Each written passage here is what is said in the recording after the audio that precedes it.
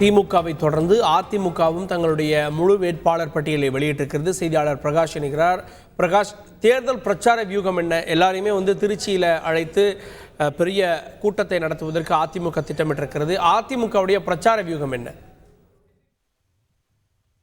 அதிமுக பொறுத்தவரைக்கும் அதிமுக பொதுச் செயலாளர் எடப்பாடி பழனிசாமி வருகின்ற 24ஆம் தேதி முதல் தமிழ்நாடு முழுவதும் பிரச்சாரம் மேற்கொள்கிறார். நாடாளுமன்ற தேர்தலுக்கு முதற்கட்டமாக 24ஆம் தேதி முதல் 31ஆம் தேதி வரைக்கும் அவர் எந்தெந்த இடங்களில் எல்லாம் பிரச்சாரம் மேற்கொள்ள இருக்கிறார் என்பது குறித்த அந்த பட்டியல் அதிகாரப்பூர்வமாக வெளியிடப்பட்டிருக்கிறது.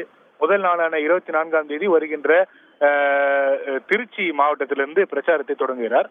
இந்த திருச்சியில அன்றைய தினம் திருச்சி வேட்பாளரை அறிமுகப்படுத்துவது மட்டும் இல்லாமல் அதிமுக கூட்டணியில் இருக்கக்கூடிய 40 நாடாளுமன்ற தொகுதியினுடைய தமிழ்நாடு மற்றும் புதுச்சேரியில் இருக்கக்கூடிய 40 நாடாளுமன்ற தொகுதியினுடைய வேட்பாளர்களையும் அன்றைய தினம் அறிமுகப்படுத்தக்கூடிய இந்த நிகழ்ச்சியானது அன்றைய தினம் நடைபெற இருக்கிறது.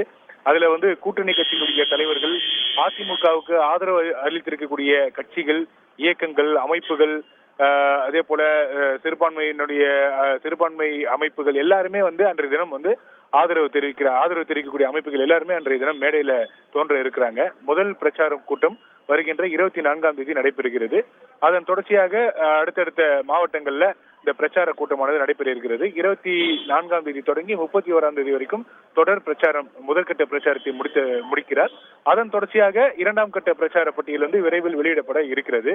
பிரச்சார வியூகம் பொறுத்த வரைக்கும் ஒவ்வொரு நாடாளுமன்ற தொகுதிக்கு ஒரு பொதுக்கூட்டம் என்ற அடிப்படையில ஒரு நாளைக்கு 2 பொதுக்கூட்டம் என்ற அடிப்படையில தான் இது இந்த பிரச்சார திட்டமானது வடிவமைக்கப்பட்டிருக்கிறது. மாலை 4 மணிக்கு ஒரு இடத்திலும் 7 மணிக்கு ஒரு இடத்திலும் பொதுக்கூட்டத்துக்கு ஏற்பாடு செய்யப்பட்டிருக்கிறது.